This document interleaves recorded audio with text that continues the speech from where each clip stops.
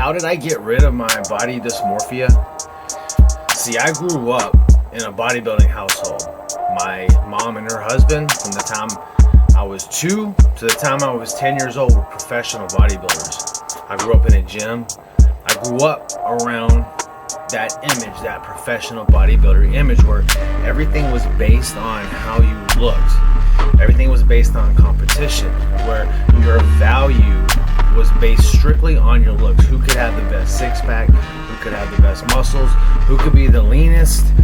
Who could bring that physique? That's what everyone's value was wrapped around. And that was impressioned upon me from the time I was 2 till the time I was 10 years old, and it continued throughout. And so all throughout my life, I battled different types of insecurity. And a lot of my insecurity, I did not realize, was based on the fact that I put all of my value in how I looked and how my body looked.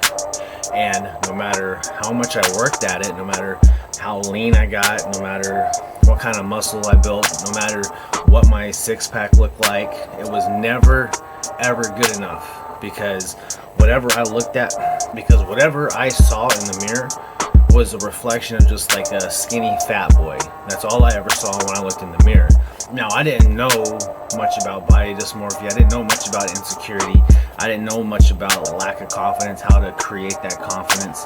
I always thought that confidence was tied to how you look, because that's what I was raised around. I was raised around your value being tied to how you look. And so the more I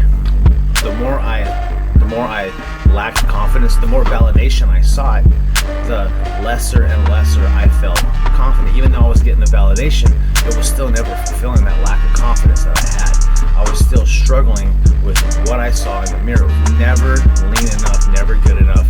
And I always had that fear. I always knew in my mind that whatever package I brought to whatever it was in life, generally relationship, that somebody out there was always going to bring a better package, just because that's the competitive nature. That's how competition is. You always know that somebody out there, you always know that there's somebody out there that's better, and there's somebody that's going to bring a better package. And so I was always working for complete disaster, and eventually that all caught up to me. I thought competing in strongman would help. I took a lot of first places in strongman.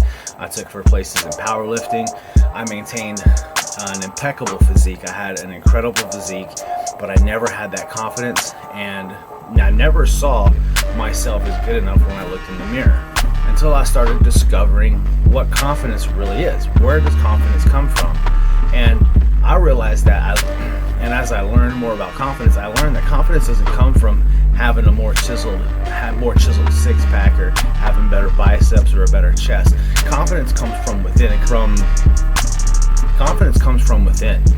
And to put it simple, confidence is simply a stack of undeniable proof that you are who the fuck you say you are. That you sign a contract with yourself over and over, and if you constantly break that contract, if you constantly lie to yourself and let yourself down, that confidence is going to lower over time. You're going to lose confidence in yourself. Just think about if you're in a relationship with somebody and somebody was constantly saying that they're going to do something, they're going to be here at a certain time, they're going to do this, they're going to do that, they're constantly letting you down. You would lose confidence in them, that they would hold up to what it is they said they were going to do. You would start to lose confidence in that person, and you would start to lose that trust for them. Well, that's exactly what happens to yourself when you do it to yourself. You start to lose that confidence with yourself. Every time you tell yourself you're going to do something, this happens all the time in like the fitness and nutrition. This happens everywhere. People say, oh, it's the first of the year, I'm going to start this diet. I'm going to start this fitness plan. They get started on it. They last for 2 weeks, 6 weeks. Some last like maybe 12 weeks. Maybe they get a 12-week program and they go all the way through and they get to that finish line. They're like, oh yeah, I made it. Now I'm done. They reached my goal. And they just let go and it goes all the way downhill again. Eventually they start to lose confidence in themselves. They never built that confidence. And I had this with several people that I've talked to, where I tell them that I made a lot of changes. Everything changed for me when, no, I don't want to put that in there. But you have to continue to sign and hold yourself to that contract over and over and over. You can't just sign a contract, hold yourself to it one time, and then have confidence for the rest of your life. Because eventually that confidence that you had, if you keep breaking it, is going to go away. The way I got rid of my body dysmorphia was by doing just that.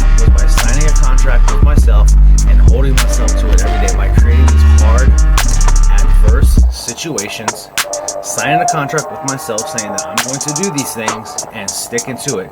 And anytime I fall off, anytime I veer from that contract, anytime I even think about breaking that contract or I bend that contract just a little bit, that confidence starts to come in and say, well, what are we doing here? Because it knows that I have a long track record of breaking my word to myself. So I get that shit in check really quick. And one of the things that I've done to really build that confidence, really instill that self-worth that has helped to get rid of that body dysmorphia is an early morning wake-up time. I've always been the type to say I hate mornings. I don't do mornings. I'm not a morning person. Hell, I was on a swing shift for years to just avoid mornings, because even before the swing shift I was on a morning shift and I never got used to it. I hated it every freaking single day. I hated waking up at that early. Well, I started instilling this early wake-up time. When I was on swing shift, I made an early wake-up time. Still, it was early for me. So I get to bed at a certain time, and I said, I have to be up by X amount, by this time the next day. And it was an uncomfortable, difficult wake-up time for me at that time because I was working second shift. I didn't want to do it. Every morning that alarm clock went off, and I started trying to negotiate with myself. I started trying to talk myself out of it. My lesser self started kicking in, saying, well, you need more sleep. You didn't get everything you needed. Why don't you stay in bed a little bit more? And if I would have listened to the lesser bitch voice, that little bitch voice in my head, that would start to break that confidence again.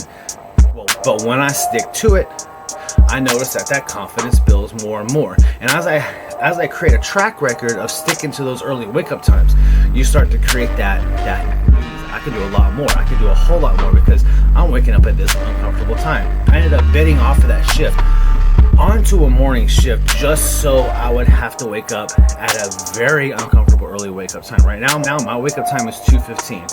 There are very few days, it's very rare that I'll wake up I'll sleep in until 3:30, 4, maybe 4:30 once in a while. But when I have to get that sleep, when sleep deprivation starts hitting me really hard, because I get 4 hours of sleep a night maybe, when that sleep deprivation starts really catching up to me, I will go and set my alarm, get up later, get that sleep, but I'm still sticking to my contract because I'm saying this is what time I'm waking up, and I wake up at that time.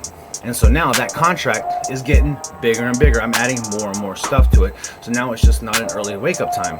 Now it's wake up, go get in a cold shower. I take my cold shower. The worst thing in the world, I fucking hate it. It's something I don't want to do, but that right there, that's what builds that confidence even more. I have so many people tell me, oh, I couldn't do that, I couldn't wake up early like that, I couldn't take a cold shower like that, I can't do that. And really, it's one of the most simple things that you can fucking do. It really is this. Taking a cold shower is literally one of the simplest things you can do. You go in, you turn the water to cold, and you get the fuck in the shower. But is it easy? No, it is not easy. But that's what builds that confidence. That's what starts to make you say to yourself, yes, I can do this. When it comes to other things, when it comes to other difficult tasks, you've conditioned your mind to say, yes, I can fucking do that. Same with the early morning wake up time. Something difficult comes along. Yes, I can fucking do that. Ruck march. I go on a ruck march every morning. Rain, snow, ice, cold, hot, what the fuck ever. I get my early morning wake up time, a cold shower, and then a ruck march. None of those things are things I want to do, but every single one of those things is creating that contract, creating that confidence. And once I started doing that, that is a step towards self-actualization. I'm creating my best version by doing these difficult tasks, doing these different things. I'm creating the man that I want to be. My 10.0 self is a man that is disciplined and has willpower and does what the fuck he says he's going to do. So those are steps towards self-actualization. And when you reach self-actualization and you start to realize that you are now an offering, you have to start giving yourself away as an offering to other people, that reaches the state of self-transcendence. Now, this is where I started learning to get past that body dysmorphia.